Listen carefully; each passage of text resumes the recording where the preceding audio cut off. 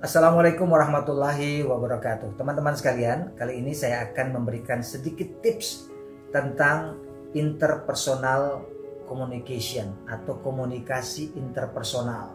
Jadi bagaimana kita berkomunikasi dengan teman kita yang ada di hadapan kita, ya dengan satu atau dua orang lah, 1, 2, 3 orang di hadapan kita. Jadi bukan seperti public speaking ya. Karena ternyata tidak semua orang mampu berkomunikasi, membangun komunikasi interpersonal itu dengan baik. Tidak semua orang bisa. Semua orang mungkin bisa bicara, bisa menjelaskan sesuatu, tapi untuk berkomunikasi dengan baik, untuk supaya komunikasi itu harmonis, artinya sama-sama senang, tidak ada yang merasa diintimidasi, tidak ada yang merasa lebih pintar, lebih mengerti dan sebagainya, itu ada tipsnya, ada ilmunya. Nah, 3 tips ini akan saya bagikan kepada teman-teman untuk bagaimana menjadi seorang komunikator yang punya kemampuan seni berkomunikasi. Teman-teman, kalau kita bicara tentang komunikasi, seringkali orang merasa bahwa yang perlu kita pelajari pertama adalah gimana kita bicara ya. Sebenarnya nggak begitu juga. Ada yang lebih penting daripada sekedar bisa bicara, yaitu kemampuan untuk mendengarkan. Nah, ini tidak dimiliki oleh orang-orang yang bahkan dia jago bicara, belum tentu loh dia bisa mendengarkan. Dia punya kemampuan untuk menjadi pendengar yang baik. Ini ilmu yang sedikit lebih advance lah dibanding sekedar kemampuan bicara. Kemampuan untuk menjadi pendengar yang baik. Kenapa demikian? Karena seringkali manusia itu, orang itu cenderung ingin didengarkan. Maunya dia aja yang ngomong, orang lain dengar. Tapi begitu giliran orang lain ngomong, dia nggak mau mendengarkan. Itu bukan komunikator yang baik. Dia tidak menguasai seni berbicara. Kenapa? Karena orang akan merasa tidak dihargai. Bayangkan kalau kita bicara, orang lain nggak mau dengar, nggak mendengarkan kita.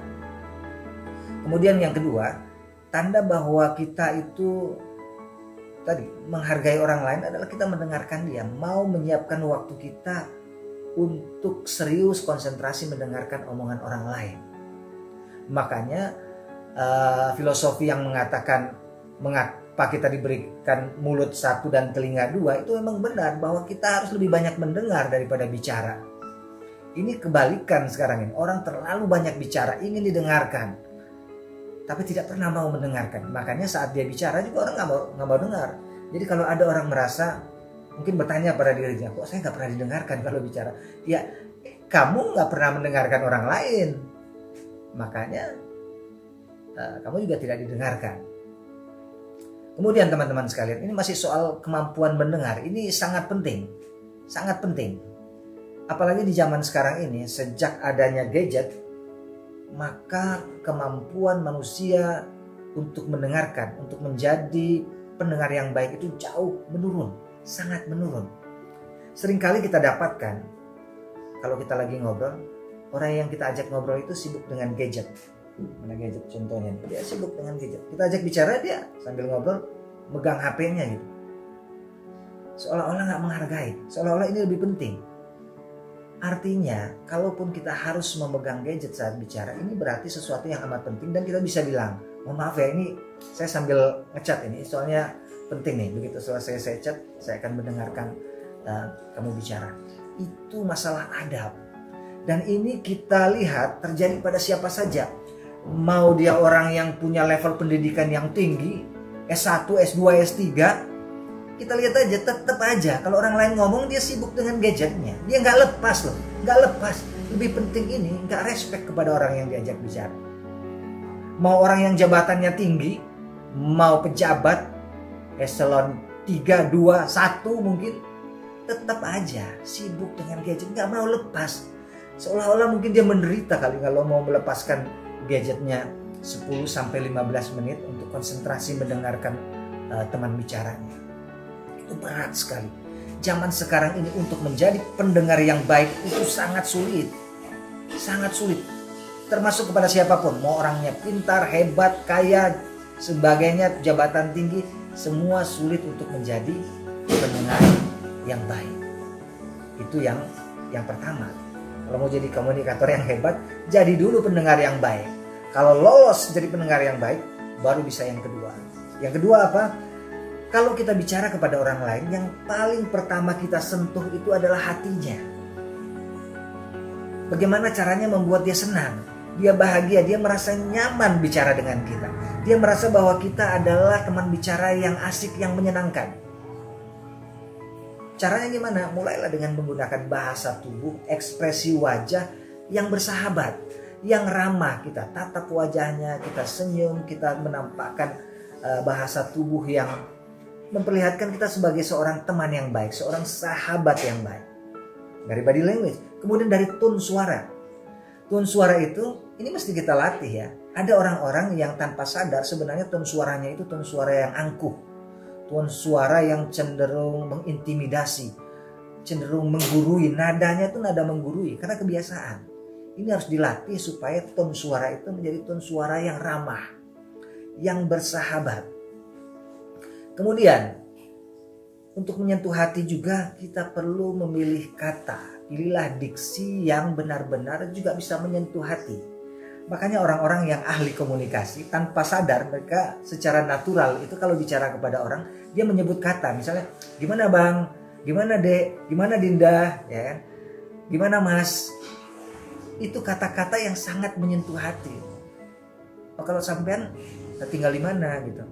Kalau adek ini jadi kata-kata yang sederhana seperti itu, mas, bang, kak, Dinda, mbak, itu kata-kata yang sederhana tapi itu punya power yang kuat untuk menyentuh hati orang, yang membuat orang merasa nyaman untuk berbicara dengan kita.